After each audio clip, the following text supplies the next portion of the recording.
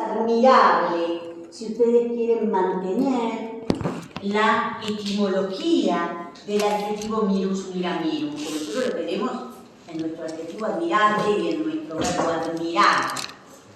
Por esto no es menos asombroso, ¿sí? No es menos admirable. Y ahora viene, como ustedes pueden ver, sí. Esa conjunción sí, que yo también les hice una nota, puede introducir ahorita así. ¿Qué dirían con respecto a esa conjunción sí? ¿Qué introduce sí? Una condicional. Una condicional. ¿Podría introducir otra cosa sí en latín? ¿Una causal? No, jamás. Piensen en castellano, porque nosotros lo tenemos. En polaco. No, no, lo tenemos en castellano. Lo que pasa es que por ahí ustedes ni la están registrando en castellano. Si esto o lo otro, ¿no? Esa es una condicional. Ah. Y vos lo estás pensando como una condicional doble, como disyuntiva. No deja de ser condicional. Una sustantiva, queridos compañeros. Una sustantiva. El sí puede introducir una proposición sustantiva. Ven que yo le puse acá. Introduce una proposición sustantiva funcionando como sujeto y tiene un valor de completiva, ¿no? Por esto no es menos asombroso, por eso yo les dije, ¿no? Ese minus en realidad está modificando a mirum. Minus está modificando a mirum. Y mirum es un predicativo, ¿sí? No se olviden que un adjetivo puede modificar a otro adjetivo, podemos considerarlo, bueno, tiene un carácter adverbial minus, desde ya. Mirá que te corro todo esto. Pero minus está modificando a mirum. No es menos asombroso, sí. No es menos asombroso esto. Por esto no es menos asombroso, sí. Y lo que sigue. Búsquenlas, porque sí también introduce una proposición sustantiva que tiene un carácter de condicionalidad. Desde ya. Desde ya.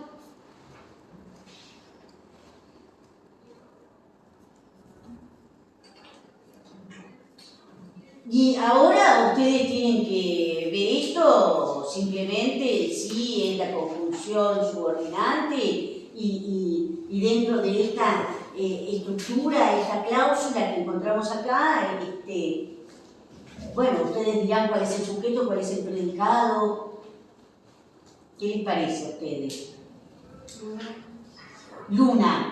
No se olviden que este pasaje está relacionado con las fases, está directamente conectado con las fases de la luna, y después de esto, una vez que remata Lucrecio esto, sigue la cuestión de los eclipses. Es decir, que él está asociando las distintas estaciones con las fases lunares, ¿no? Quizás pensándolo en un sentido macro, ¿no? No las fases lunares día tras día o semana tras semana, ¿no? Lo está pensando en un ciclo completo, lo cual también, bueno, la influencia del sol no deja de estar, quizás, bueno, el orden que hace Lucrecio en este libro quinto está así, ¿no es cierto? Dice, si la luna nace en un tiempo determinado, ¿dónde está ese tiempo determinado? ¿Y dónde está la palabra nace? Ginitur y Certotempore. Que yo les he marcado Certotempore, les he destacado Certotempore porque observen ustedes cómo lo repite. Lo repite en estos 3 versos. Por supuesto que lo arma, lo desarma, lo vuelve a armar, ¿no? ¿sí? Lo pone exactamente en el mismo lugar, en el primero de estos versos, frente al verso 750. Digamos que estos tres versos representan la conclusión. Por eso estoy hablando también de repensar ese quominus separado o no con un sentido estrictamente resultativo. Porque es esto lo que está haciendo Lucrecio. Frente a todo lo que ha mostrado, expuesto, hace uso digamos, de una conclusión esperable en el género didáctico. Se supone que cuando terminamos una clase tiene que haber una conclusión que nosotros damos a nuestros alumnos, a nuestras alumnas. Y esto es lo que está diciendo. No es menos asombroso si la luna nace en un tiempo determinado y luego que dice, y en un tiempo fijo, nuevamente, certo tempore, literalmente dice se borra, desaparece, nuevamente, se extingue, pusimos nosotros, nuevamente o una vez más, si ustedes quieren, a través de ese adverbio cursus, ¿sí? Y miren ustedes este último verso. Ahora los voy a ir inmediatamente al verso inicial de todo este pasaje. Vuelve a repetir prácticamente el mismo verso de 7:35. Ahí donde la conjetura de Lachmann agrega, incluye possim. ¿Por qué lo incluye seguramente Lachmann? Porque lo ve tan semejante que dice, bueno, no, acá hay que poner algo más. Acá hay que poner un verbo. Y él considera que hay que poner possim, porque prácticamente lo que hace Lucrecio es repetir el mismo verso. Y lo que interpreta, evidentemente, Lachmann, que hay acá una causalidad. Hay una causalidad. Por ese secum que nosotros tenemos acá, con un presente del modo subjuntivo esperable en una proposición causal, ¿no es cierto? Que esa proposición, bueno, tiene como núcleo verbal possim, y fieri es el infinitivo esperable con un verbo como possum. Recuerden que fieri es el presente de este verbo tan defectivo y irregular como es el verbo fio, ¿no es cierto? Que yo el enunciado se lo puse, por supuesto, abajo. Y de nuevo dice, certo tempore, en un tiempo tan determinado. Él agrega un adverbio que modifica, que amplifica el carácter de la determinación de este texto que tenemos acá. ¿No es cierto? Bueno, notitas finales, nada más que algo que ya lo habíamos visto, la conjunción introduce una proposición causal, este infinitivo presente del verbo fio, ¿no es cierto? No olvidarse, le puse ahí todo el enunciado. Y esto último que yo les vengo diciendo, el poeta repite con algunas variantes, el verso 736, el 35 nosotros iniciamos, y establece esa estructura de carácter angular. Fíjense el verso, ven que dice ordine cum possim tan certo multa creari, ¿no? Está prácticamente repitiendo este mismo verso en el final del pasaje, lo cual cierra en este momento la cuestión de las estaciones. ¿Sí? La cierra por completo. Bueno, hacemos la métrica de estos tres versos y ustedes vayan, por supuesto, multa funcionando como sujeto, lo mismo que habíamos visto en el verso 736, y esto prácticamente no cambia. Fiel y pónganle el infinitivo que quieran, si ustedes objetivo, formando parte de una frase verbal composite, eso como ustedes quieran. La preposición sustantiva, ¿hasta dónde? Yo creo que hasta el final. Yo creo que hasta el final, porque a su vez dentro de esto aparece la causal, ¿no es cierto? Sí, yo no creo que eso está absolutamente relacionado. Porque lo que él está diciendo, si la luna nace, ¿no? Esas muchas cosas son... Muchas cosas, exactamente, claro.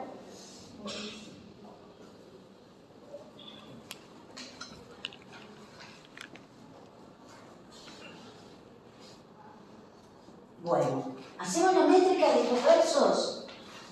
No son tan difíciles, ¿eh? Esta, digamos que es bastante tradicional. Hominus est, mirum, Muy bien. terzo tempore luna. Perfecto. ¿Todos lo entendieron? ¿Vamos de nuevo? ¿Todavía tienen problemas con el hexámetro? Este es un hexámetro donde hay una cesura pentemímera. Pentemímera. Fíjense dónde hace la cesura, dónde hace el corte. Con este mirum. ¿Sí? Y ahí queda destacado lo que él está queriendo decir, que no tiene que resultar asombroso. No resulta asombroso. Quo minus es mirum. Ese quo, evidentemente es un ablativo, por lo tanto es largo, ¿no? Esa U que es de mirum, que nosotros si lo viéramos en otro contexto, es breve, está trabada. Por eso larga y ahí tenemos la cesura. ¿Estamos de acuerdo? Y como sigue después, siquerto tempore luna. No hay mucho secreto.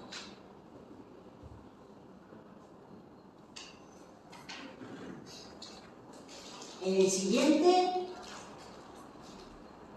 Gignituret, certo, deletur tempore rus. exactamente, gignitur et certo, observen por supuesto la cantidad de, yo no las marqué, estaba pensando fundamentalmente en destacar el juego que hace con certo tempore, porque lo que quiere es exaltar, lo que quiere mostrar al receptor, a ese receptor que lo está pensando como un alumno, evidentemente, porque no solamente esto está dirigido a Menio, está dirigido a la sociedad en su conjunto, ¿no es cierto?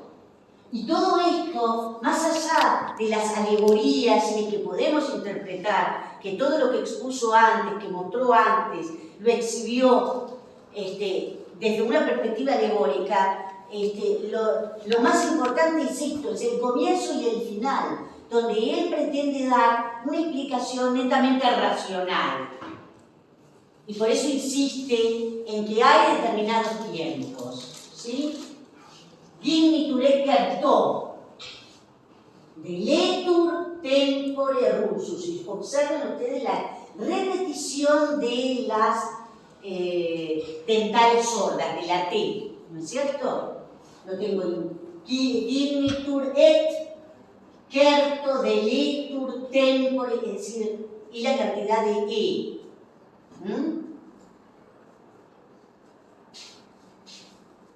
Y en el último, es muy fácil, sigue el mismo ritmo, sigue el mismo ritmo que los otros dos versos. Por lo tanto, entonces, la cesura es pentemímera. Cum fieri possim. Cuidado con los verbos en el infinitivo pasivo donde la I es larga. Cum fieri possim. Lo que más está a decir la cuestión de los finales iguales, ¿no es cierto? Cesura. Tancerto tempore multa. Tancerto tempore multa. ¿Estamos de acuerdo? ¿Sí? ¿Dudas?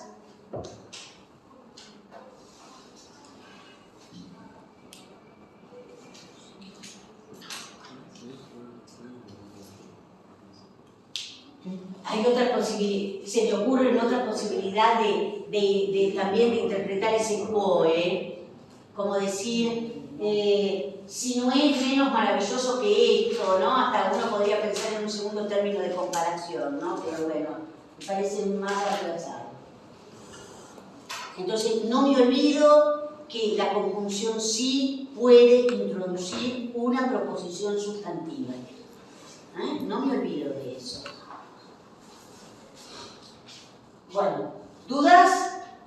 ¿No? La rima, porque hay una rima sonante entre luna y multa, es una cuestión que se... Mira, yo recuerdo que decía, yo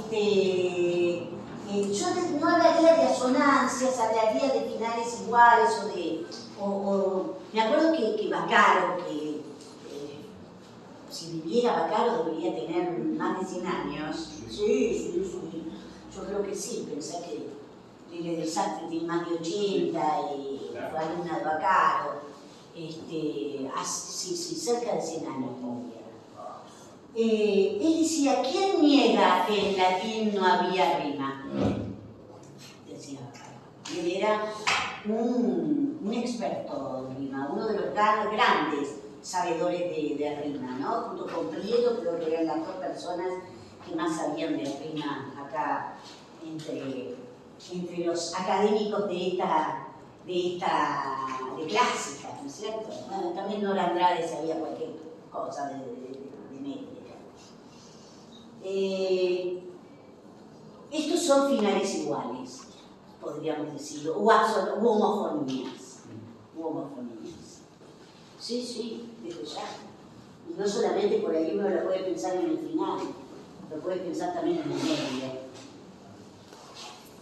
¿Sí? Pero bueno, eso... el medio se llama lunín. Sí, pero viste, todo esto va a tener sentido cuando se cambie cuando se hable de rima. Los antiguos no hablaban de rima, Claro. porque es otro sistema métrico, digamos. Es otro sistema métrico. Bueno, muy bien. Nada, tomo unos segundos para mostrarles y ver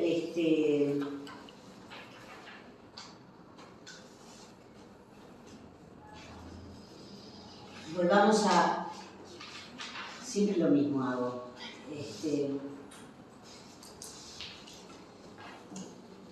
Muestro esto, me tomo unos segunditos a ver si podemos hacer, lo voy a parar para poder hacer esos 2 versos prometidos de Ovidio, ¿sí? Decíamos el otro día que uno podría perfectamente dividir, ¿no es cierto?, este cuadro en 3 partes, ¿no? Las influencias que se hablan o que se señalan acerca de la primavera de Botticelli o de la alegoría de la primavera, como otros la llaman, es por supuesto el texto lucreciano. Les recomiendo que se lo pueden bajar, y esto lo dice Greenblatt en ese libro que se llama El Giro, ¿sí?, que hace referencia al descubrimiento del texto de Lucrecio por Pollo Bracciolini, ¿no? Y él es uno de los que señala, obviamente, la influencia de Lucrecio. Pero no solamente la influencia de Lucrecio, algunos otros hablan de Ovidio, sin lugar a dudas, y también de Horacio por ahí. Sobre todo, después yo busqué en uno de los textos, en una de las odas, del 4.º libro de las odas, aparece la referencia a las gracias que nosotros vemos acá. Estas son las gracias, ¿no? Una de las cuales parece que era una mujer florentina, según opinan algunos. Y esto, como decíamos, este señor que está acá es evidentemente Mercurio. En el medio, esa Venus embarazada como la representación de la potencia recreadora, ¿no es cierto?, de la naturaleza.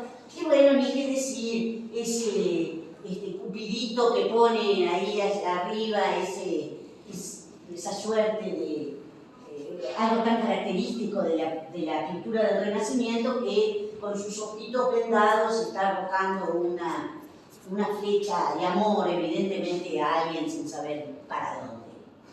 Al que le cae, le cae. ¿Qué pasa con esto que nosotros tenemos acá? Evidentemente este es Céfiro, y esta es Cloris, ¿no? Comentábamos el otro día del rapto de Cloris, de la violación de Cloris a la que hace referencia el mismo vídeo en Factos, y que se le habían disputado con Bóreas, otro de los vientos, hermano de Céfiro, ¿sí? Y entonces, ¿quién es esta?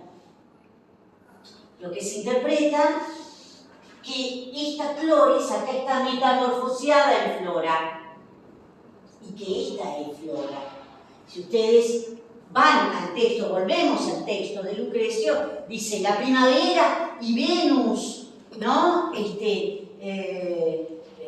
Avanzan, y antes las ha precedido Mercurio, que dice el que anuncia la primavera, o por lo menos el mensajero alado, Ternatus, dice Lucrecio. Y luego habla de Céfiro y la introduce a Flora. No habla de Cloris.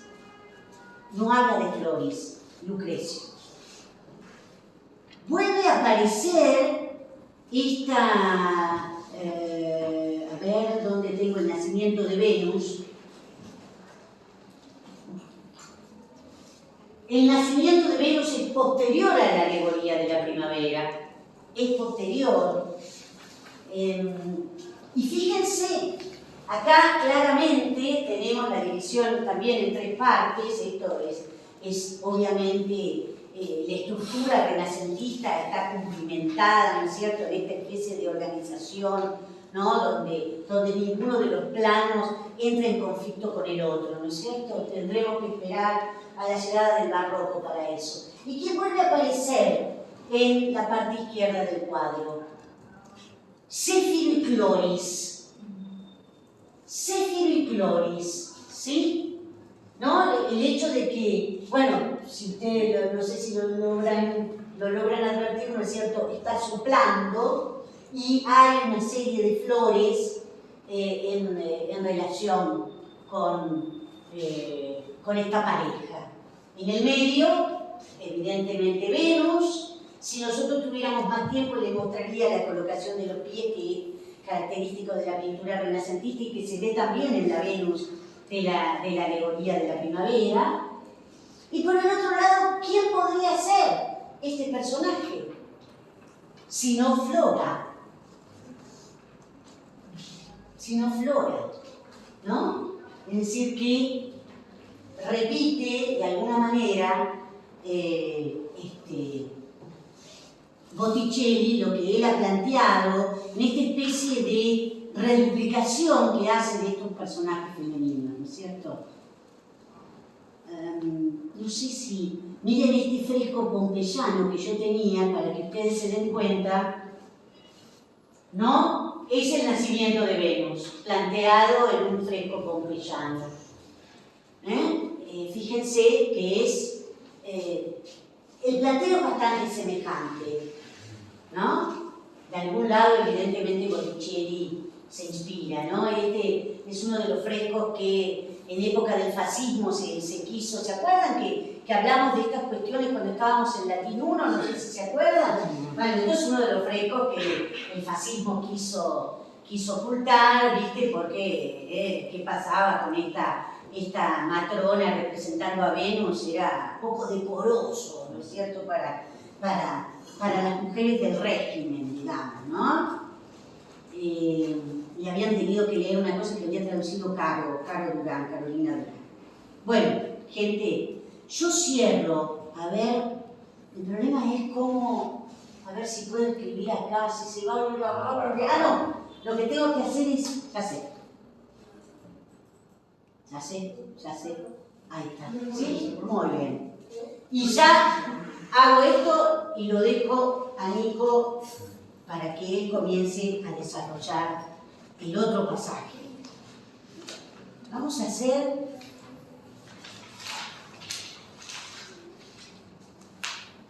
unos versitos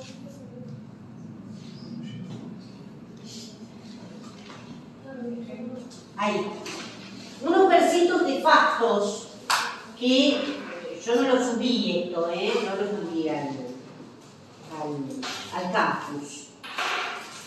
Factos de Ovidio, factos que algunos consideran que pertenece, ¿no es cierto?, a la literatura, al género didáctico. Entonces, Ovidio, factos, es del libro químico. Vamos a hacer 2 versitos nada más. Lo puse en castellano, si ustedes lo buscan en latín, es fasti, ¿sí? Es un calendario, eso son los factos, es un calendario. Y quiero que vean cómo opera un dístico elegíaco, ¿sí?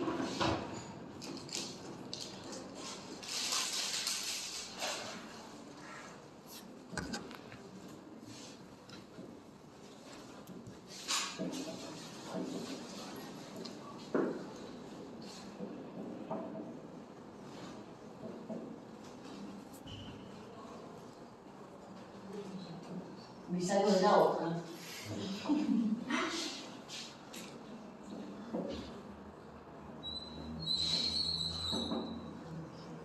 Acá termina un verso.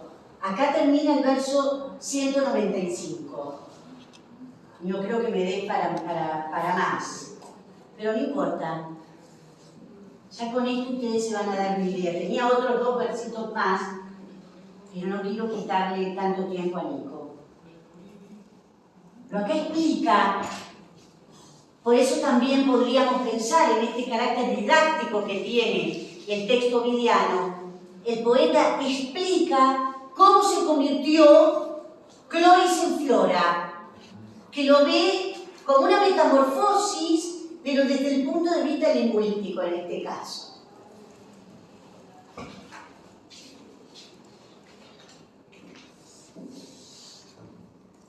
Como si fuera un maestro que le está enseñando a los chicos, porque es que cambió una palabra por otra, ¿sí? Esto que yo puse acá es un dístico elegíaco. Esto es lo primero que tenemos que destacar en Ovidio, alguien que trabaja siempre, como dijimos, en los límites de la metamorfosis de los géneros literarios. ¿Cómo está compuesto un dístico elegíaco? Ya lo hemos dicho, un hexámetro y un pentámetro. O algunos lo llaman en realidad la composición de 2 semi-hexámetros. O un hexámetro doblemente cataléctico.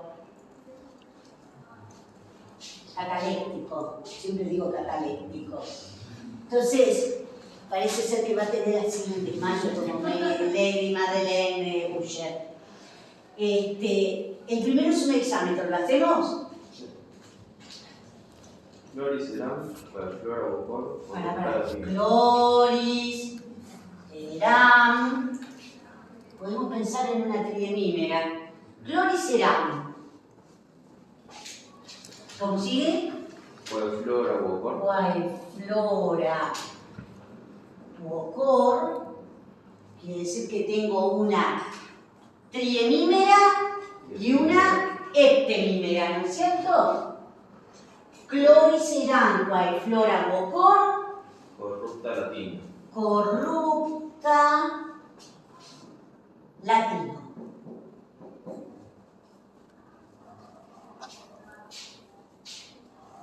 Cloris eram, Flora Bocor. Miren ustedes, además, los tipos tenían el ritmo metido adentro, ¿no? Porque nos va a ayudar a determinar las estructuras.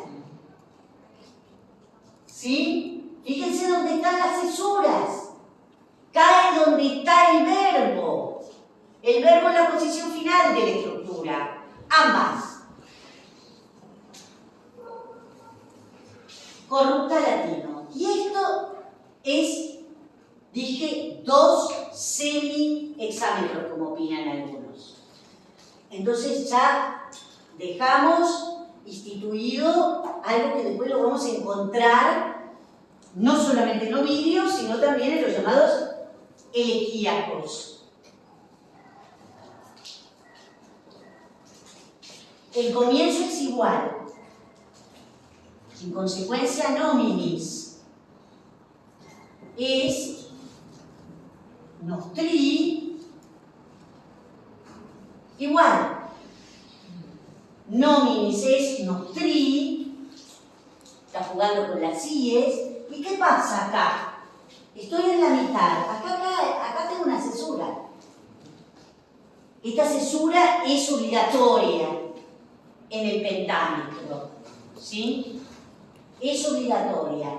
Ahora piensen ustedes que el metro acaba ahí.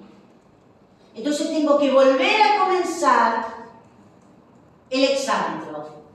Vuelvo a comenzar el hexámetro. Si vuelvo a comenzar el hexámetro, ¿cómo tendré que decir litera? Litera. Vuelvo a comenzar. ¿Sí? ¿Estamos? ¿Estamos? Ahora van a ver después cuando uno lo lea. Y sigue, como si fuera, ustedes piensen que un pentámetro son 2 mitades de hexámetro. No es que sigue el hexámetro. El hexámetro, esa primera parte se corta en la cesura y la segunda parte tiene que comenzar un hexámetro de nuevo. ¿Estamos de acuerdo? ¿Saben la cantidad de dístico elegíaco que vamos a hacer? No se preocupen. Piensen que vamos a ver a Tibulo, vamos a ver a Propercio, vamos a ver a la Sulpicia, lo vamos a ver a Ovidio, y Ovidio diciendo en Amores cómo es que vino Cupido y haciéndose así. Vos te querés hacer el langa, te querés hacer poesía épica. Venga, vas a hacer poesía épica. Yo a mí se me da la gana y te quito medio pie. Y es lo que pasa, así explica de esa manera, jugueteando, como era Ovidio, así también se la dieron, jugueteando, ¿no? Como supuestamente Cupido le sacó parte del hexámetro. Nominis est nostri litera graeca sonó. Y el último, en este caso es larga, pero no importa si es larga o breve, ahí tiene que ir un ictus. Ahí tiene que, a diferencia de lo que ocurre en el hexámetro, que ustedes advierten que ese último pie es incompleto, esto está bueno para ver la diferencia entre un hexámetro y un pentámetro, ¿sí? ¿Por qué pentámetro? Ahora lo vamos a ver también. ¿Por qué pentámetro? ¿No? A diferencia de lo que ocurre con el hexámetro, que siempre termina, por así decirlo, de manera grave, a la manera en que nosotros acentuamos, ¿no? El pentámetro termina de manera aguda, paroxítonal, diríamos. No importa que sea larga o breve esa última sílaba. ¿Estamos de acuerdo? ¿Por qué 5? Yo tengo acá 1, 2. Esto es como si fuera, ¿no? Estoy contando bien, no. Este es 1, estoy diciendo pavadas. 1. Acá tengo 2. Y acá tengo medio. ¿Estamos? ¿Acá qué tengo? 3. ¿Y acá qué tengo? Hasta acá. 4. ¿Y acá qué tengo? Medio. Y en consecuencia, hago así. Y este es el quinto pie. ¿Estamos de acuerdo? ¿Estamos de acuerdo? Nominis est nostri litera graeca sonó. Y lo otro todo junto. Por eso la tendencia a pensar que el dístico elegíaco, ¿por qué se dice dístico? Porque en realidad la estructura evolutiva está pensada en 2. Cloriceram. Cloriceram, quae flora vocor, corrupta latino, nominis es nostri, litera graeca sono. Y así va a ser siempre que hablamos lingüístico elegíaco. El anteúltimo pie generalmente está activo también, como en el sánscrito. Sí, no hay muchas reglas con respecto al pentámetro, hay algunas, pero esa creo, si tendría que fijarme, algunos lo que muestran cierta diferencia que puede haber en la primera parte, ¿no? Bueno, ¿y qué dice? Ahora vamos a traducir. ¿A qué explica, como les decía, lingüísticamente, por qué cloris dejó de ser cloris para llamarse flora? ¿Qué dice? Muy simple. Era cloris. Yo era cloris. Que soy llamada, ¿no? Estoy diciendo literalmente, ¿no? Que soy llamada Flora, ¿no?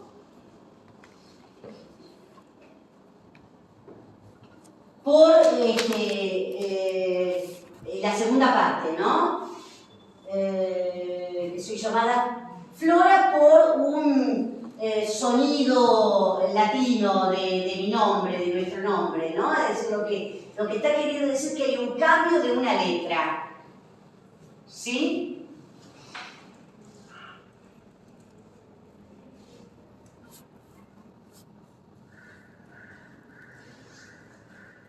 Era Cloris, la que soy llamada Flora, ahora, ¿no es cierto? Es la letra, una letra corrupta de mi nombre, ¿no? Una letra corrupta de mi nombre por un sonido latino.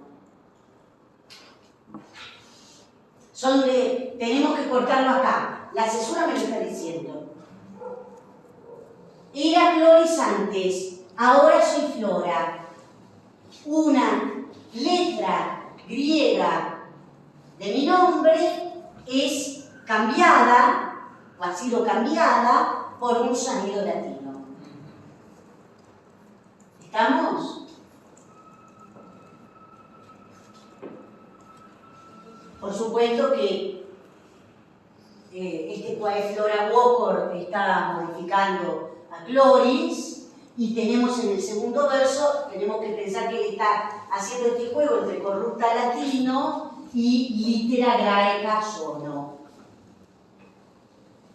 Una letra griega de mi nombre ha sido cambiada, ha sido modificada en un, si quieren, o por un sonido latino. ¿Estamos de acuerdo? ¿Sí?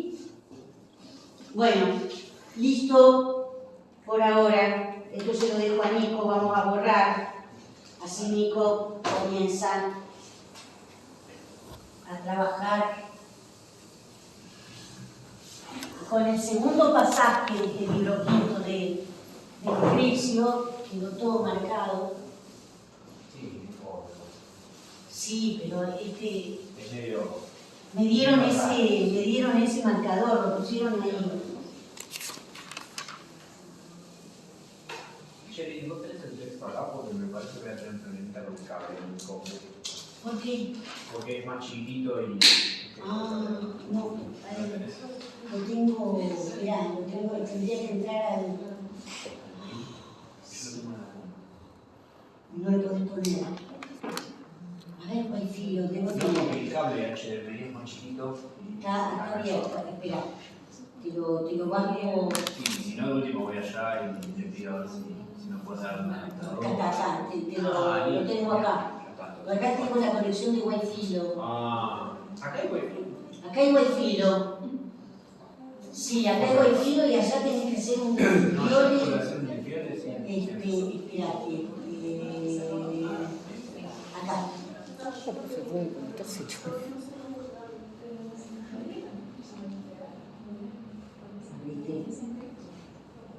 Ahí va. Genial, buenísimo. Listo, perfecto, Lili.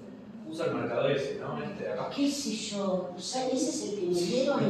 Entonces, me dieron a sí, mí. estoy seguro, sí, claro. Si querés, hijo, yo tengo uno. No, yo tengo uno, pero Yo no tengo quiero, lo mismo acá. no quiero seguir poniendo la pizarra, ¿viste? Porque es medio raro. Bueno, vamos a continuar un poquito, ¿no? Con lo que estábamos, digamos, con la onda de la que veníamos en el pasaje de Lucrecio, porque no estamos tan lejos de donde termina Lili, donde terminamos recién, ¿sí?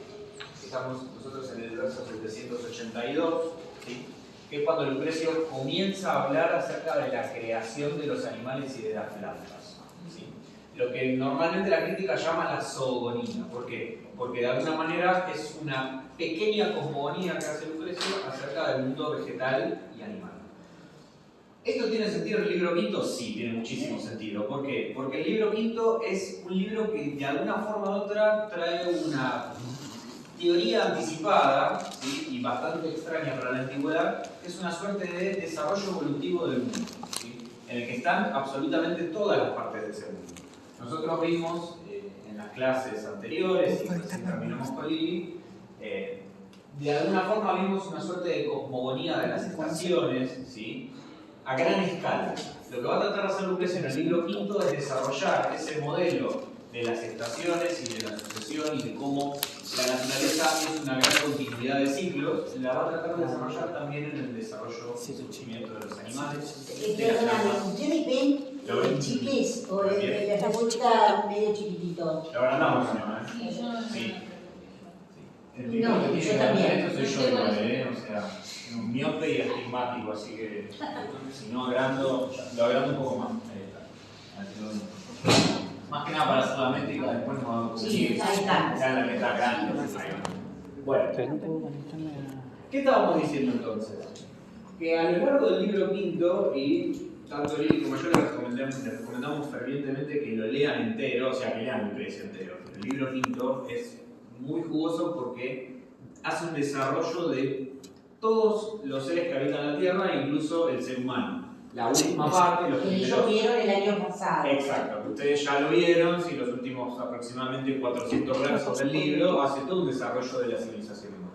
Pero antes, Lucrecio hace una pequeña zoogonía, ¿sí? Explicando cómo de alguna manera la naturaleza no tiene, o detrás de la naturaleza y de los ciclos naturales, no hay una inteligencia divina que regule esos ciclos, sino que todo se puede explicar a partir de la razón. Y todo se puede explicar a partir de una argumentación de estos ciclos naturales, ¿sí? Lo que hace él de alguna forma es como, digamos así, proyectar el sistema epistemológico que él va construyendo a lo largo del libro, ¿sí? En un microcosmos que sería específicamente la generación de las plantas y de los animales, ¿sí? Y fíjense por qué sería una zoogonía o una especie de discurso que trata de explicar el origen de algo. ¿Qué palabra ven ustedes ahí? Principio, muy bien, ¿sí? Fíjense que no solamente habla del principio, sino que habla de genus, es decir, es un principio generador, va a explicar el principio de la generación, ¿sí? Ahora vamos a ir analizando las distintas partes y vamos a ver que en realidad lo que Lucrecio hace acá es plantear una estructura absolutamente lógica en su desarrollo, ¿sí? Van a ver que es una argumentación, digámoslo así, si queremos dar una argumentación en secundaria, podríamos traducir esto al español, se lo damos a los pibes y tiene todo un desarrollo lógico, ¿sí? Va a dar las causas de todos esos principios, va a ir generalizando a partir de esos principios casos específicos y nosotros vamos a ver que toda la naturaleza en realidad se puede reducir a unos pocos principios, unas pocas leyes básicas, ¿sí? En todo su desarrollo. Bien. Comenzamos entonces por el primer verso, ¿sí? ¿Quién quiere hacer la métrica? Lo vamos leyendo. ¿Quién se anima? Pero tienen que animarse todos. Sí. ¿Por qué se tienen que animar además? Porque en el final van a tener que cantar, así que anímense.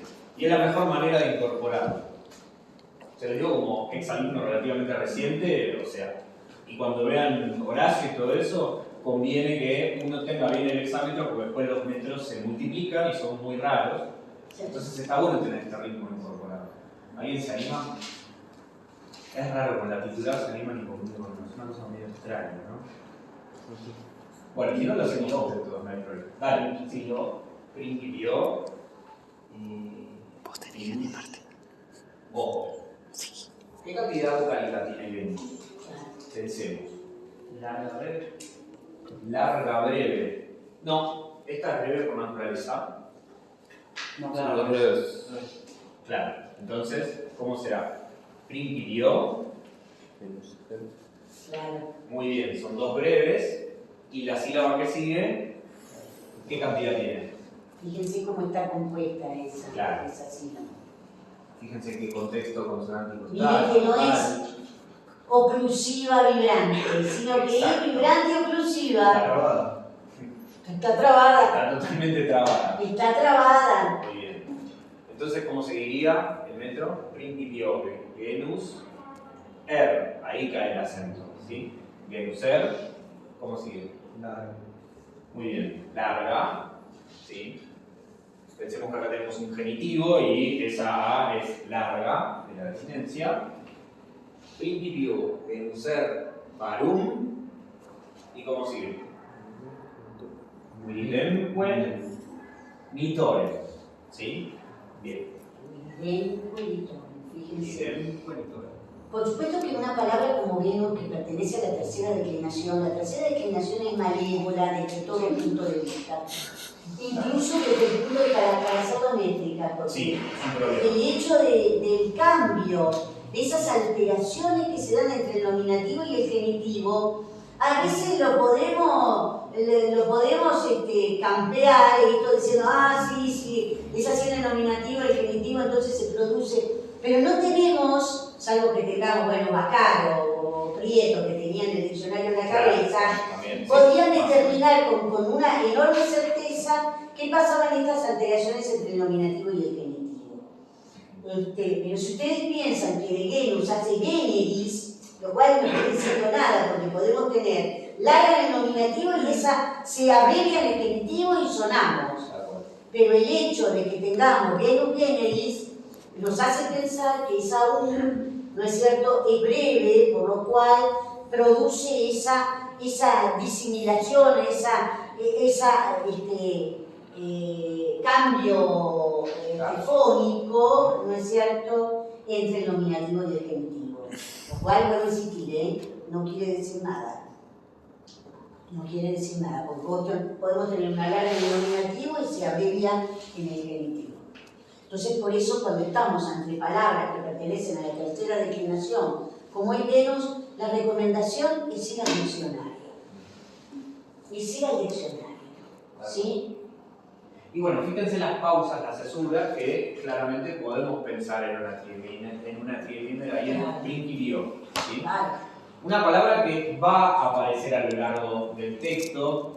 Tengamos en cuenta también una cuestión, ¿sí? La crítica trabajó largamente en este pasaje, sobre todo el comentario de Mónica Gale del libro quinto es muy bueno en esto. Bájenselo ese. Sí, bájenselo porque está en Libgen y la verdad que es un comentario muy piola para trabajar esto, porque ella hace bastante trabajo en cuestiones de colocación lexical. ¿Sí? O sea, en qué parte del texto hay ciertos lexemas que se van a repetir y que van a ir dividiendo esa argumentación lógica y hasta que nos van llevando temáticamente. Si nosotros pensamos que principio y Venus están en posición inicial al inicio de este parágrafo que describe esta zogonía, ya U13 nos hace una pequeña viñeta de los dos temas que va a hablar. ¿Sí? Por un lado la generación y por otro lado el principio. Y vamos a ver qué palabras relacionadas con lo primero semánticamente van a ir apareciendo a lo largo del texto. ¿Sí? Bien, si nosotros también nos ponemos un poquito a pensar en la tradición, de dónde Lucrecio saca esta idea, ¿sí?, de que en un principio la tierra, ¿sí?, dio nacimiento, ¿sí?, al género de las hierbas, o sea, lo primero son las plantas. Mónica Gale señala que Lucrecio retoma en este pasaje un poco la idea de Empédocles. Empédocles, les digo el fragmento por si alguien lo quiere anotar y quiere ir, es el fragmento A70, Empédocles. ¿Sí? Empédocles está en estado fragmentario y obviamente se transmitió por una tradición secundaria.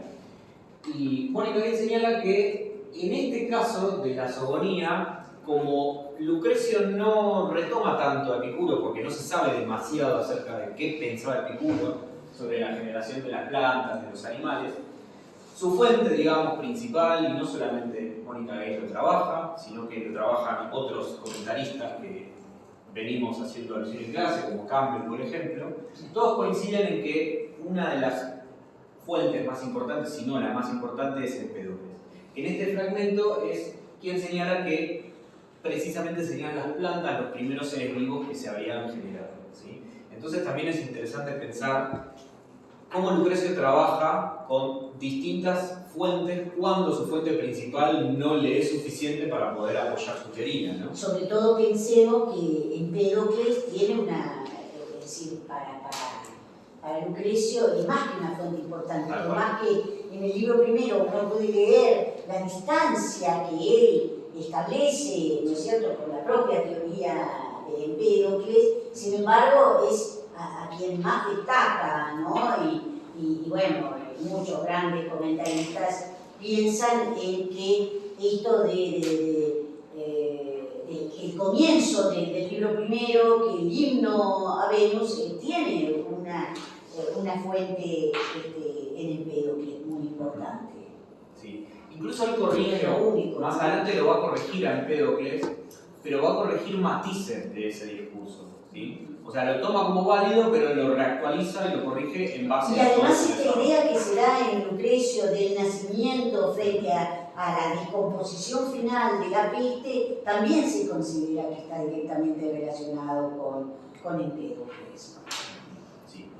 Bueno, entonces, si también nos ponemos a pensar un poco en la imagen que está generando, ¿no? Acá Lucrecio, en la imagen, fuerte imagen visual, ¿qué elementos a ustedes les parece que podrían llegar a guiarnos acerca de cómo sería ese principio de las plantas y de estas oponinas? ¿Qué imagen está planteando acá? Si por ejemplo vemos los adjetivos, los sustantivos que están relacionados con el escenario, la circunstancia, ¿qué notan en este texto, por ejemplo?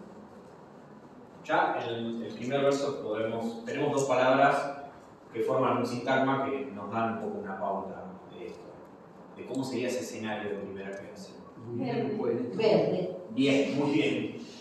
William y Nitor, ¿sí? Que es el resplandor, ¿sí?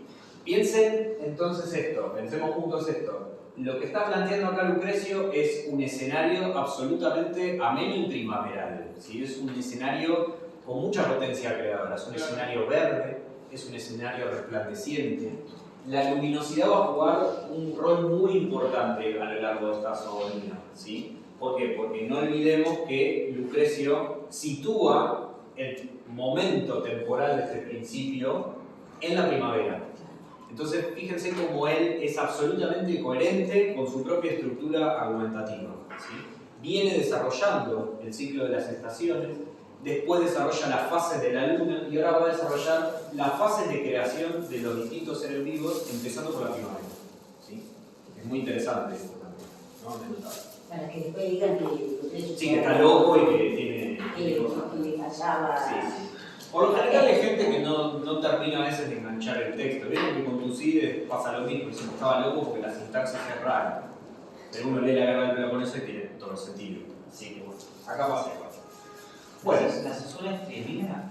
sí, hay una cesura triemínera en principio, y después podríamos pensar en una cesura que cae, claro, exactamente en primera en Herbalum. ¿Sí? O sea que él está separando específicamente el género de las plantas, ¿sí?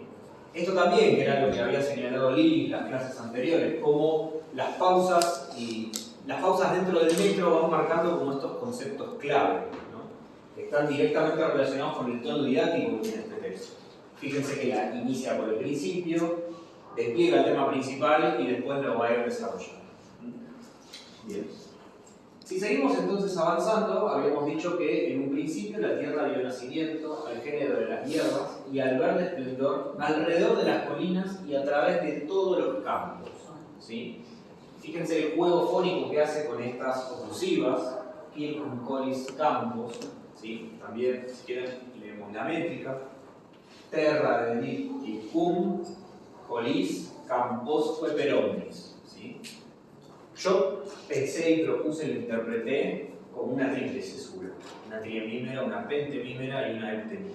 ¿Sí? No sé cómo lo ven ustedes, si lo cantamos de Me vuelta, parece, qué les ¿no? parece, qué opinan de esto. Fíjense que nosotros hicimos la traducción de Siridi como dio nacimiento, un poco relacionado con el tema de Genius, ¿no? Esto que decía Nico acerca de la generación, porque si no dio, ofreció también, podríamos haber hecho sin agregar ninguna otra palabra más a partir del perfecto de Do, ¿no? ¿Están de acuerdo? ¿A ustedes les parece que por ahí esa primera podría anotar? ¿Qué Yo piensan? sacaría la pentemímera. Sacarías la pentemímera en Kikum, ¿sí? Bueno, tiene sentido porque la preposición estaría como cortando un poco el sentido del término, ¿sí? Yo lo interpreté como que, a ver, está como planteando acá un movimiento, digamos, alrededor, en círculo, y otro movimiento que es, digamos, mucho más general y no tan específico. Piensen esto también, Lucrecio todo el tiempo está haciendo juegos entre lo particular y lo general, ¿sí? Mónica Gay tiene una lectura un poco a escala, digamos, de la estructura genérica, ¿sí? Y ella va a decir algo, que es que todo este pasaje está armado en base a dos juegos de analogías. Por un lado, pensar en una estructura de macrocosmos, que Lucrecio ya había planteado previamente, y un microcosmos, ¿sí? Lo que dice Mónica Gay es que a lo largo de todo este texto, Lucrecio lo que va a hacer es como hacer un juego de reflejo entre ese macrocosmos y ese microcosmos. Pensando en, por ejemplo, ¿sí? Palabras que están ligadas a la totalidad, como omnis, ¿sí? Tenemos acá un qua que establece una extensión también en el lugar, y por otro lado el microcosmos sería movimientos puntuales, ¿sí? En la narración que van como describiendo objetos específicos, ¿sí? Por eso yo pensé también, me interesó mucho, me gustó la propuesta de Mónica Gay, pensando en este juego doble, y por eso, bueno, interpreté que Collins podría estar entre cesuras, ¿no? Como focalizándose. ¿Y ustedes qué pueden decirnos acerca de la morfología? ¿Hay algo que les llama la atención en este verso, morfológicamente hablando? Por supuesto que juega con muchas IEs. Sí. Y digamos que es una punta a la pregunta de Que hay un acusativo con I. Claro, un acusativo, esto no nos debemos olvidar. La tendencia alcalizante de Lucrecio, ¿no es cierto?, que lleva, como en este caso, y en más de una oportunidad, a utilizar acusativos plurales de tercera declinación en I. ¿Sí? Como tienen en dónde. ¿Dónde lo ven eso? En omnis. En omnis. Bueno, entonces continúa Lucrecio con estas imágenes, incluso hasta de un locus que está totalmente, digamos, flagrante, está como en constante movimiento, pero es un movimiento de crecimiento, es un movimiento de mucha luz, de mucha renovación, ¿no?, de la naturaleza. Fíjense que inicia el tercer verso con Florida, ¿sí? Y nuevamente tenemos un verbo que está dentro del campo semántico de lo resplandeciente, ¿no?, como fulvio, ¿sí? Si quieren hacemos la métrica, alguien se anima solamente a este verso. Alguna de las muchachas. Claro. Muy Vayan, bien. cante Ahí porque está. es una buena manera de incorporarlo. Florida, no, perdón. Florida, Fools, Eso es. Muy bien. Viridanti, Plata, Colores. Excelente, es. muy bien. Ven como que va hasta va como medio, la cadencia nos va llevando por más y. Aunque no sepamos muy bien todavía cuando entramos si es breve o si es larga, la misma cadencia de ritmo a veces nos facilita esto, ¿sí? Pero no se dejen engañar. No, Eso. al contrario, no. Sí, hagan siempre la métrica, pero ayuda también como ir leyéndoselo, ¿no? Bueno, ¿qué podemos decir a partir de este verso en lo que sigue? ¿Sí? Podemos decir algunas cositas interesantes.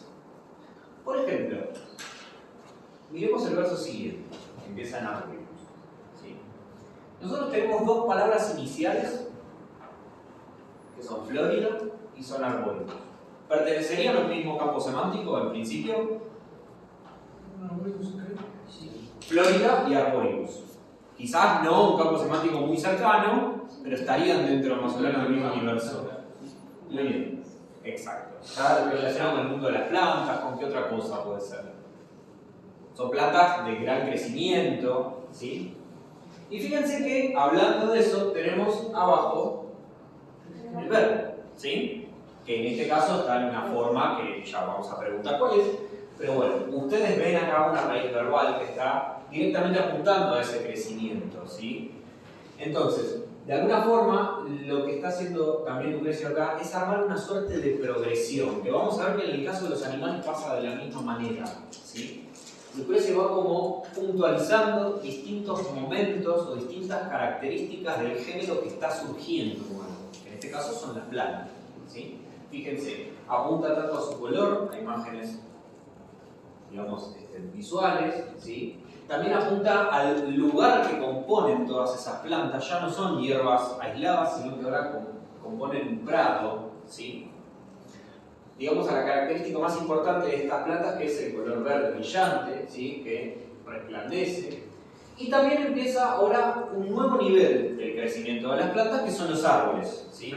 Fíjense, hierbas, prado, árboles. Va haciendo toda esa Y progresión. aparte uno podría hasta empezar a buscar las diferencias entre lo que es una colina, Tal lo cual. que pasa con los campos, qué es un prado, ¿no? Pero ahí también no, digo por lo de gran contienda, es como Sí. que viene todo tranqui y de repente Sí. la imagen como que cambia, ¿eso está pasando? Sí, Y sí, claro. porque pareciera ser todo muy llano Claro, y de repente como... y de golpe esta suerte de No, y emergencia. aparte dice, tras haberse soltado las riendas, como una Claro, relación. claro. Tal cual. Bueno, y en este verso, ¿tu nombre es? Martín, Martina, en este verso, señalando lo que decís que está muy bien, ¿qué notas? ¿Qué palabra te lleva a pensar en eso? En la cuestión de, digamos, de lo díscolo, de lo que se está moviendo un poco. ¿Qué palabra específica? Si vos tuvieses que señalar una palabra, sí, en donde digas, bueno, acá yo me centro en que hay un cambio ya de perspectiva, no es todo tan tranquilo. sí, ¿Cuál sería esa palabra? estoy pensando. Sí. Si a alguien también se le ocurre, podemos hacerlo entre todos, no hay problema. Que no es todo tan tranquilo. Sí. Acá la compañera dice que hay una suerte de inicio de agitación. Claro. ¿Sí? Bien. Hay una palabra que está relacionada con eso. Hay una imagen, pero una palabra que nos parece un poco rara en un contexto de crecimiento de plantas. ¿Cuál les parece que puede ser? Piensen. Piensen que Que además tiene que ver con el sistema planteado por Exacto. Lucrecio, ¿no es cierto? Certamen. Certamen. Muy bien. Certamen. Y Certamen, certamen. piensen que es una palabra que está mucho más asociada al registro épico, ¿sí? Donde hay un registro de claro combate, ¿sí? Y esta idea de tras haberse soltado las riendas, ¿sí? Piensen que está jugando mucho con la velocidad, ¿sí? Certamen también se refiere específicamente en Roma y en esta época a la corrida, digamos a las carreras de caballos, ¿sí? Que era un evento bastante popular y muy representativo de la sociedad de la época, ¿sí? Y fíjense esta idea de inmisis avenis, soltaron las riendas. ¿Ustedes qué dirán desde el punto de vista sintáctico Por ejemplo. respecto a decir misis avenis? Puede ser un ablativo absoluto. Exacto. Muy bien. Claro. Muy bien, Claro. el ablativo absoluto. Y pensemos todos juntos que el ablativo absoluto siempre tiene una idea de, básicamente, un comentario de lo que se hace o una circunstancia. Está como enmarcando esta situación de crecimiento de los árboles. Los árboles crecen a través del aire, ¿sí? Pero a la vez establecen un combate, ¿sí? A partir de que se soltaron las riendas. Esta imagen es muy interesante y yo le puse una notita acá abajo, ¿sí? Que nos lleva directamente a Virgilio, específicamente a las Geórgicas, ¿sí? Libro 2, verso 363, ¿sí? Si ustedes observan, ¿sí?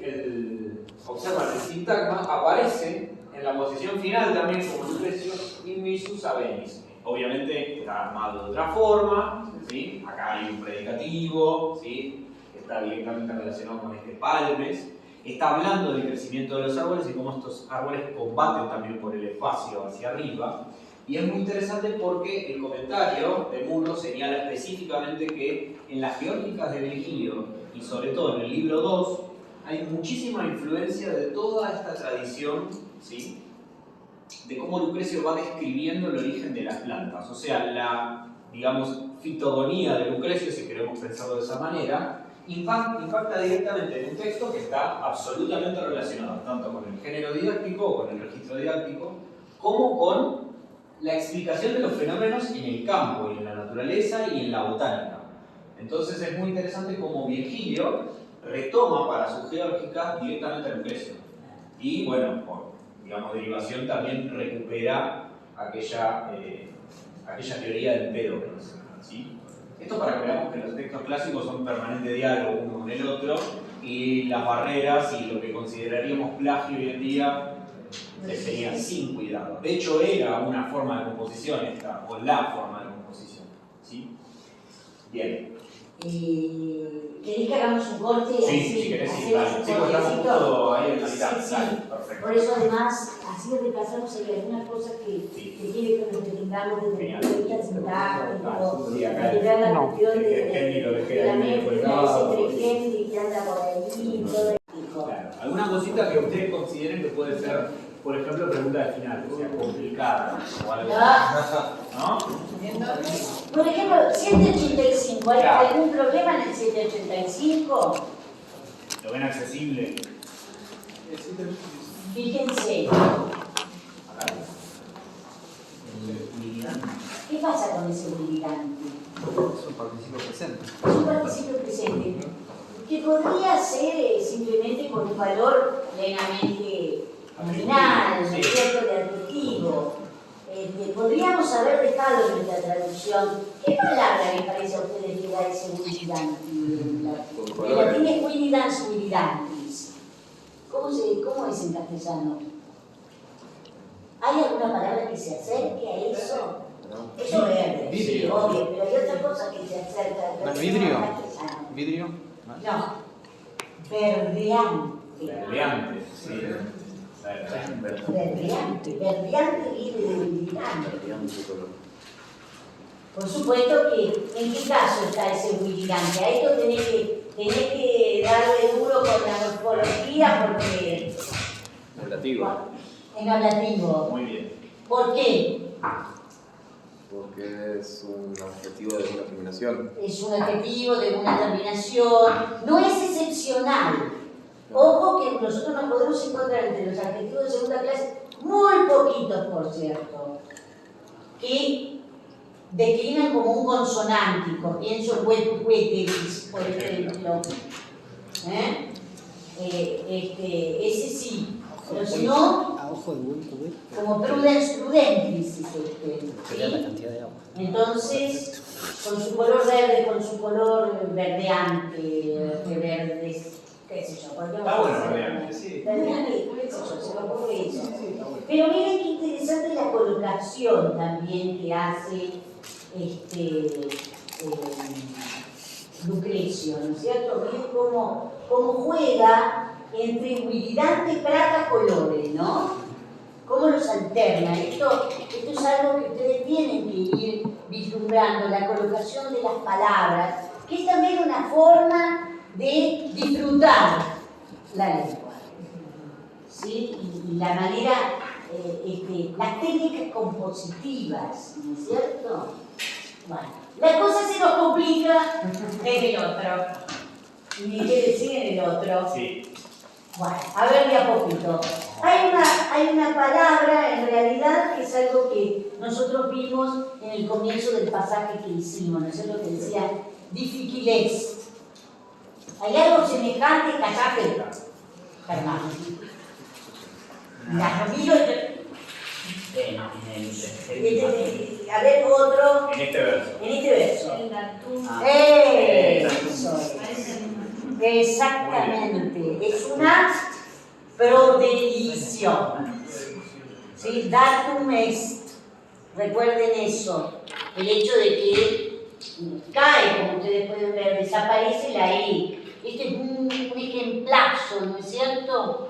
porque tenemos una terminación en M, que ya sabemos que también métricamente nos podemos enfrentar a una licencia poética, pero hay una licencia poética más fuerte, como ustedes pueden ver, que es el hecho de que a datum le sigue es, y esa E desaparece. ¿Cómo se llama este fenómeno? Es una prodelición. Prodelición. Prodelición.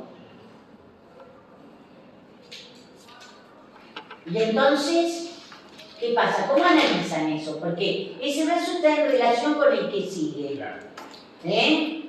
Lo juega de esa manera, estructuralmente hablando. No sé, se puede guiar por la traducción, pero nosotros ahí fuimos un poco libres. Sí, ahí sí fuimos libres. Fuimos libres porque quedaba medio feo hacer una traducción literal. Ustedes tienen que pensar cuál puede ser el sujeto de ese verbo en voz pasiva que es datum es. Eso es, magnum certamen. Exactamente, no se olviden que es certamen certaminis y que es neutro. Recuerden esos sustantivos nasales neutros que se caracterizan por la terminación en men. ¿Sí? Ese es el sujeto. Miren acá la ubicación. Esto que acaba de hacer Nico nos muestra bien a la clara con qué está jugando también. Terminalo. Nico, con ese inmisis habenis. Miren ustedes. ¿Sí? Bien había dicho Catalina que estamos ante un ablativo absoluto y juega con ese. Por un lado ese corte magnum y misis, pareciera ser que está poniendo como los dos adjetivos, por más que, bueno, la gran duda es si es misis que corno es, por ser un verboide. Me acuerdo que Del Sante hablaba de predicado verboidal, creo que alguna vez vos me escuchaste decir eso. ¿No? Bueno, porque nadie sabe muy bien cómo analizar un ablativo absoluto. Y fíjense que pone por el otro lado los dos sustantivos. Certamen habenis, ¿no? Y como dijo Nico, muy bien, son dos palabras fuertemente épicas, ¿no? Y después Nico por ahí vuelve al verso virgiliano, donde hace una variante, por supuesto, Virgilio, pone laxis habenis y pone imisus. Ahí está la guardiatio que hace precisamente Virgilio. Laxis habenis, es decir, con riendas livianas, también sueltas podríamos decir, porque son laxas. Por lo tanto, entonces son flojas. ¿No? Y acá dice Lucrecio sueltas, ¿no? Y bueno, volvamos a ver, entonces, ese es el sujeto, tenemos un ablativo absoluto, el núcleo verbal es ese datum es o datums, como nos encontramos acá. Bien. Y entonces, ¿qué otra cosa más pueden ver ustedes? Miren, por favor, vean la cuestión de los poenclíticos, que acá es algo que les va a permitir resolver la estructura. Pueden tirarse un poco por la traducción, pero bueno. Guaperaulas, que también Virgilio hace algo semejante, también le pone un guá, mírenlo después en la notita. Y después, entonces, ¿en qué se encuentran? Hay una palabra con la cual Lucrecio, un poco como empezó Nico diciendo principio, que lo habíamos visto antes en el otro pasaje donde coloca ciertos, podríamos decir, conectores lógicos temporales, ¿no? Sí, son conectores lógicos temporales. Pero temporales. Arranca con ese principio. ¿Se acuerdan que en este pasaje que vimos decía inde? Y acá hay otra palabra que está muy cercana a ese inde que da la idea del después. Exinde. Y está de la preposición, ¿no? Como a partir también, y a partir de ahí como que la refuerza, Claro. ¿no? Gay lo que dice con eso es que la otra, ¿se acuerdan que les había hablado al principio de dos, digamos, analogías que van como estructurando el texto? Dice que la segunda analogía, además de macrocosmos, microcosmos, es el tiempo presente con el pasado. Hay, digamos, un anclaje temporal, como bien dice Lilith, a través de todas estas palabras que van como contraponiendo lo que sucedía al inicio de la creación y lo que va a pasar después, que digamos mucho más relacionado al presente, ¿no? Entonces, evidentemente, se exinde, ¿dónde está en la traducción esa que nosotros organizamos? Tiempo después. Tiempo después. Claro, claro. Entonces, circunstancial de tiempo, claramente. Podríamos pensar en un cuándo, porque Por ejemplo, sí. presupone un tiempo fijo, qué sé yo. Sí. Y bueno, a nosotros nos costó muchísimo Sí. esto de lectivo, ¿no? Sí, sí.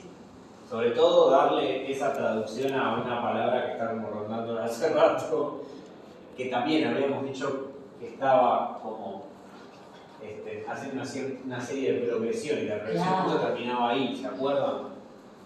Estaba Florida, Arborius y algo relacionado a la acción. ¿Cuál es esa palabra? Que morfológicamente es muy interesante.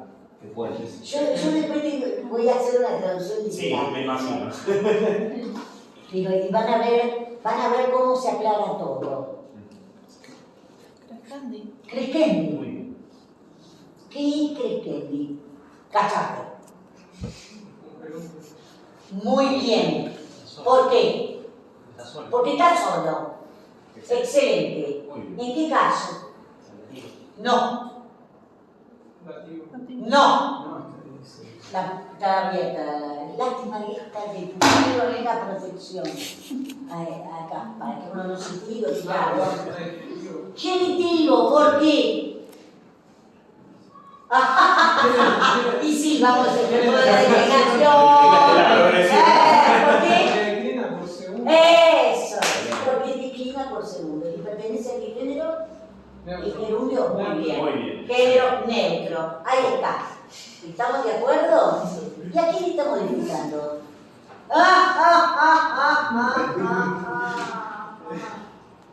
Nosotros hicimos medio de cambiar Sí, dimos una vuelta. Yo no sé si lo hubiéramos traducido tal cual el genitivo. No. A mí me hubiera, no sé por qué no me cierra. Es A que mí me creo va que a no cerrar estaba ahora bien. más. Sí, sí. Ahora sí. Después de tanto tiempo de ver Lucrecio. ¿No modifica el sujeto? Claro, Muy bien. exactamente. Es una gran contienda de crecimiento. Exactamente. Es una gran contienda de crecimiento. Una gran competencia. Porque certamen es competencia. Una gran competencia de crecimiento. Digamos como que compiten los árboles en esto de crecer. A ver quién gana más arriba, ¿no? A través de las aulas, a través del aire. Y acá es muy interesante señalar algo a lo que Lucrecio ya nos tiene totalmente acostumbrados, que hace como pretericiones de lo que va a decir después.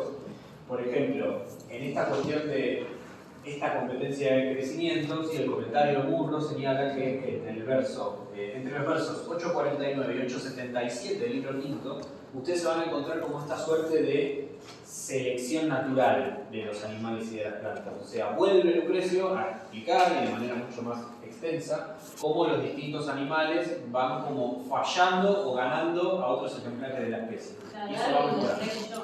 ¿Cómo? Darwin lo releyó, digo. Sí, Obvio. no te quepa duda. Campbell, que nosotros lo mencionamos el año pasado. Yo lástima que no, yo tengo parte que es lo que me heredó del saco de Campbell. Pero se puede bajar, ¿Se puede bajar por decirlo de Sí, debe estar en Campbell? Shakespeare. Ah, pues tenés razón. Sí. Puede estar en Debe estar en Shakespeare. Shakespeare. Directamente Campbell dice que es Darwin. No es que Lucrecio sea un darwinista vandalero. Claro. No. Una adelantada. Darwin es un lucreciano, que es diferente. Sí, porque lo de la lucha también. Claro, Los árboles. claro. Y ustedes no se olviden aquello que comentábamos la semana pasada con respecto a esa imagen impresionante, épica, por donde uno la mire, cuando uno ve es cierto?, reflejado cuando uno limpia y se ve los ácaros, ¿no es cierto? Esa es una imagen lucreciana, que uno lo ve a través de la luz y ve cómo las partículas de polvo pareciera que están compitiendo. Esa es una analogía que hace Lucrecio con respecto al movimiento atómico. ¿No es el clinamen? Es el clinamen es la cuestión, desviación. claro, ¿saben lo que es el se clinamen? chocan, ¿no? No saben lo que es el clinamen, se olvidaron lo del clinamen. Está en el instituto, está el famoso libro de Don Fowler sobre, muy bueno. creo que el tipo hace un libro que debe tener como 800 páginas sobre el comentario que debe ser 2 versos. Sí, es un ladrillo el libro. Es un ladrillo sobre eso. un pasaje mínimo de Lucrecio. El clinamen es el hecho de la declinación o el movimiento casi azaroso, podríamos decir, de los átomos. Pero eso explica el cambio, me parece. Eso explica el cambio. Sí. Eso explica el cambio. Como que los átomos van fluyendo hasta que se chocan. Eso es lo que Se desvían. se diferencian con Demócrito. Que no hay movimiento. Porque Demócrito era un determinista. Absolutamente, él consideraba que los átomos como que caían todos de una manera fija. Por más que Lucrecio vieron que el tipo insiste mucho en cosas que están determinadas, ¿no? Pareciera ser que esto que acabamos de terminar, decía, no nos tiene que resultar asombroso que esto se dé en un tiempo tan determinado y que no puede ser de otra manera. Porque él creía también en la existencia de ciertas leyes necesarias, la necesidad vista casi con un sentido matemático, es así, no puede ser de otra manera. Sí. Pero en la cuestión del movimiento, bueno, esto podría ser, bueno, estos agujeros negros que pueden tener los sistemas filosóficos. Pero además lo que dice Don Fowler en ese libro, cuando habla acerca del clinamen, que esto también explicaría el libre albedrío. Con lo cual nos lleva a otra dimensión, que es una dimensión no solamente física, sino también ética. En la teoría cristiana, bueno, eso es Epicuro, lo que pasa es que ¿Qué es lo que va a pasar al final de la obra de él, básicamente? Sí. Lucrecio es... Sí. Además es consistente, como estamos viendo, es súper consistente el tipo. O sea, explica esto, como los átomos compiten, chocan y después replica esa misma imagen con, en este caso, los árboles. ¿Sí? Y después más adelante con los animales, que es el pasaje que recién citamos, ¿no? O sea, es súper consistente. Entonces, fíjense, ese Crescendi está modificando a Kertamen. Magnum Kertamen quiere decir que Crescendi forma parte del sujeto. Exactamente. ¿Sí? La traducción en español me hace un poco de ruido porque me da a pensar en sustancial de causa o de fin. El problema es que nosotros decimos, nosotros nos imaginamos el hecho de que los árboles competían por el crecimiento. O sea, el elemento del fin de la competencia o el elemento de la competencia. Yo creo que es la causa está en esa fuerza en esa especie de pensar la fuerza creadora de la naturaleza que hace que crecieran. Pero unos crecen más que otros, entonces lo que pretenden es saber quién va más alto. Claro. Eso es lo que nosotros entendimos por ese genitivo, que en realidad es un genitivo. Claro. Si lo hubiésemos nominalizado por ahí una contienda de crecimiento, ahí manteníamos, pero sacábamos la idea verbal, pasaba lo mismo. Claro.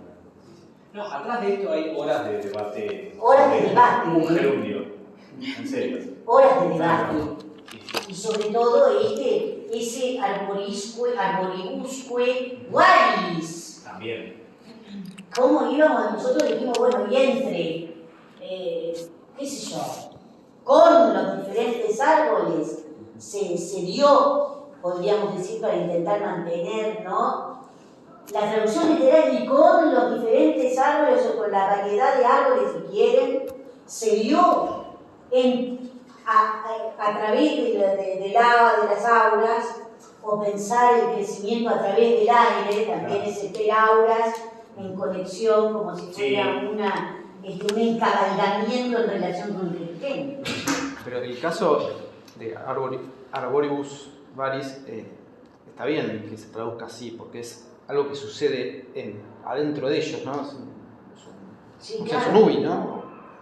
Sí, y en los árboles, sí. Claro, o sea, algo sí, que pasa claro, adentro. O sea, Claro, es un- claro, Pero claro. tiene esa idea de reciprocidad en algún punto también, porque es como entre. Me parece que esa idea de reciprocidad a nosotros no solo a partir del Warius, Sí. que estaba. Y de hecho, si hacemos la métrica, por lo menos en la lectura métrica que yo hice, van a ver que destaca con las césulas Waris. Si quieren, Sí. hacemos la métrica. A ver, Hacemos- tiene, sí, sin lugar a dudas. Haciéndola. Yo lo voy marcando y. ¿Cómo empezaría?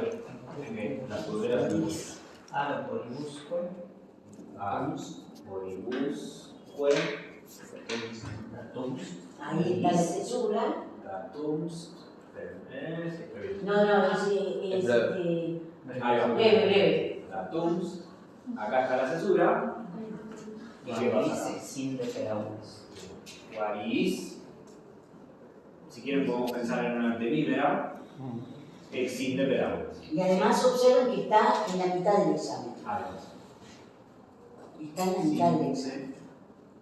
Y tiene que ver con esta idea que Lucrecio muchas veces destaca de la variedad. Sí, yo creo que sí. Yo cuando lo leí hice la métrica, o sea, con un poco del cerebro medio lucreciado, ya de tener algunos Y está términos, pero sí, me pareció exactamente lo mismo. ¿No puede haber una trocaica, una cesura trocaica? Arboribusque. Arboribusque. Sí, Podría se ser. podría. Sí, Podríamos pensar. sí. Es legal, digamos, se Sí, podría. podría pensarlo. Sí, sí. Todo verso tiene que tener obligatoriamente cesuras. Hay algunos que porque están mal armados y no las tienen. Ah, deberían tener. Deberían tener. Sí, ahí hubo un problema. Así que bueno, fíjense entonces también cómo nuevamente la métrica ayuda a veces también a destacar ciertos términos o a pensar nuevas relaciones semánticas a veces, ¿no? Bien. Bueno, ahora vamos al siguiente verso, ¿sí? A la siguiente. Y ustedes para la próxima hacen ustedes, como de ver la métrica del verso Crescendi, Magnum y Mises. Ahora no la vamos a hacer. Sí, pero hay una trampilla. por Sí, ahí. hay una trampita ahí. Sí. Y además hay mucha nasalidad en ese verso. Casi toda la salida. Casi todas está Sí, bien, es una cosa medio rara. no se queda ese como un motor, ¿no? En la señal paconémica hay la L. La lectura es la L. Bueno, fíjense que pasamos de las plantas al reino de los animales ahora, o por lo menos al género de los animales. ¿Sí? Fíjense que también hay una realidad en esto, de forma visual. Lucrecio lo que va a hacer es como, digámoslo así, no quiero decir estrofas, pero sí va a ser unidades de sentido que tienen misma cantidad de versos. ¿Sí? Y la estructura de construcción de esas unidades es bastante paralela. ¿Sí? Fíjense que va a pasar lo mismo que pasaba arriba. ¿Sí? Lucrecio, ahora ¿cómo nos va a construir este verso? ¿A través de qué aspectos? De las plumas, los pelos y las crines. ¿Sí? O sea, va a ser como una puntualización en las distintas capas exteriores de los distintos animales. Los pájaros, ¿sí? Los mamíferos, ¿sí? Por ejemplo. Entonces, lo interesante también es pensar cómo ese mismo mecanismo de construcción de esta fitogonía va a volver a replicarse en esta zoonía. Es bastante interesante también este primer verso y el segundo, ¿no? A ustedes ahora me dirán por qué, desde el punto de vista del vocabulario, qué pasa acá, qué fenómeno también bastante lucreciano que pasa en este verso. ¿Sí? Pero lo interesante es que aparece otra palabrita que nos lleva acá al campo semántico del principio del texto. ¿De cuál es? La primera palabra con la que iniciaba el texto. ¿Cuál era? Principium. Bien. ¿Hay alguna palabra que esté relacionada con ese campo semántico? Primo. Primum, ¿sí?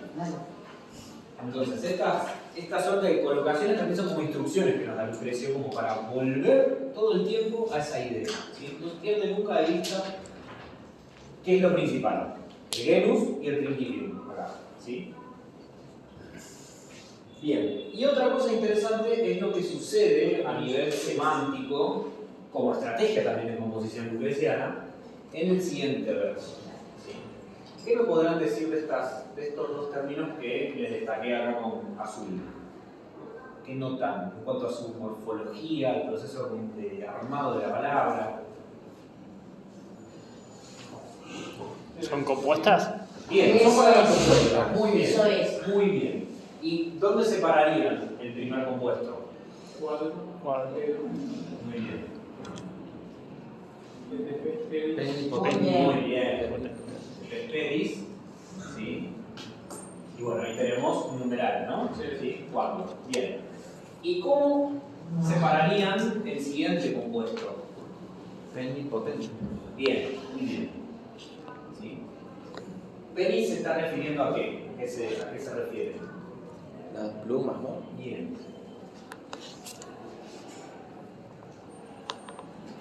Creo que está pena, ¿no? Sí, me parece. Pena. Pena, sí. Y fíjense, el elemento verbal, ¿sí? Que viene del possum, ¿sí? La idea de que estas innovaciones que surgen en el reino animal les da capacidades diferenciadas de las plantas. Eso también es interesante, ¿no?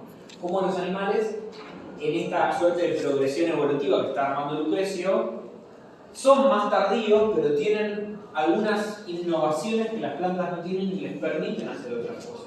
¿Sí?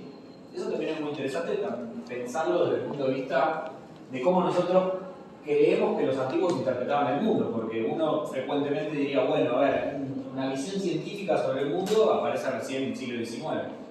Bueno, evidentemente Lucrecio no estaba muy lejos de esa visión científica, ¿no? Como recién decía Lili, quizás haya alguna influencia, seguro hay alguna influencia en las lecturas de toda esta gente, ¿no? Bien, ¿y qué es característico de estos compuestos? También su carácter épico. No nos olvidemos que la épica suele armar palabras compuestas. Hay también una intención didáctica. ¿Por qué? Porque Lucrecio está armando a través de estos compuestos, ¿sí? Está armando de alguna forma un análisis de la corporalidad de esos animales. Está como, a mí digamos, cuando lo leía me hacía pensar mucho como en esas láminas que se usan en biología, en donde están todas las partes diseccionadas, esos cortes sagitales, bien, a veces de la cabeza. Y cómo también el discurso científico actual genera compuestos y genera palabras nuevas a veces para explicar estos fenómenos, ¿no? Bueno, Lucrecio hace 2000 años ya lo hacía, ¿sí? Entonces es interesante ver cómo en dos compuestos, fíjense también la colocación en el verso, iniciando y cerrando, y cómo los miembros y el cuerpo están en última instancia en una posición central, y fíjense cómo el movimiento siempre es metonímico, es desde la parte hacia el todo también. Eso es interesantísimo. Cómo Lucrecio juega con estas figuras retóricas para hacer movimientos, yendo siempre desde el borde, desde lo particular hacia lo central. Una cosa, que Sí. este verso sería una estructura de piano también, ¿no? ¿Puede ser? No, esa, No. por ahí uno podría pensar como en una simetría, Sí, ¿no? una Porque simetría. por ahí el chiasmo vos lo tenés que ver entre dos Entre dos versos, ¿no? Claro, Claro, claro. Sí. claro. Y por lo general viste que es de Claro, cruz, sí, entonces. sí. Claro, que uno tiene que pensar en el entrecruzamiento.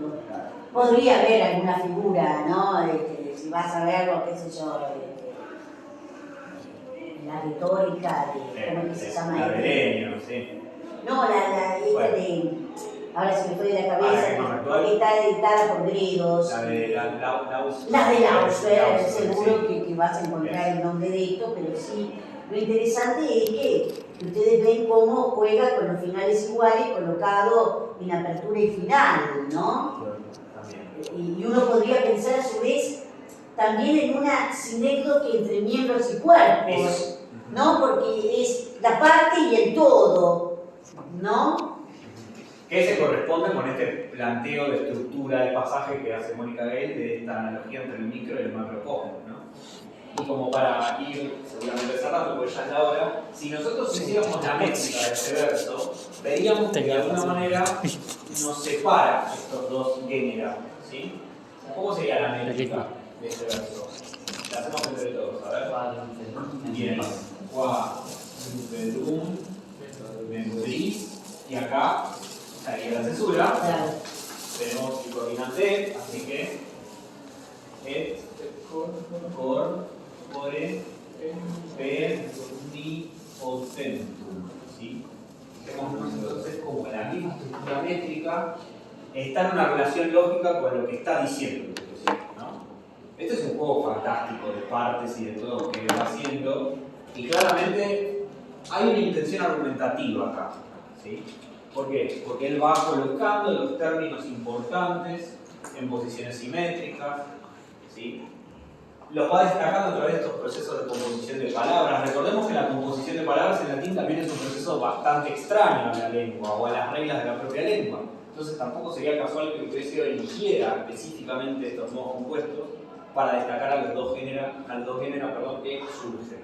Y también, como vimos en el caso de, por ejemplo, Wallis, como con la misma métrica, las mismas cesuras, va como centrando esos términos clave, o nos va apuntando a donde él quiere que leamos, ¿sí? Así que bueno, creo que ya la aquí, ¿no? Sí. Y además no se olviden que esto de las palabras compuestas pertenece a la tradición de la épica latina. Tal cual. ¿No? Es decir, en esto Lucrecio está siguiendo a Enio. Por ejemplo. Y después lo seguirá Virgilio, ¿no es cierto? Bueno, gracias chicos.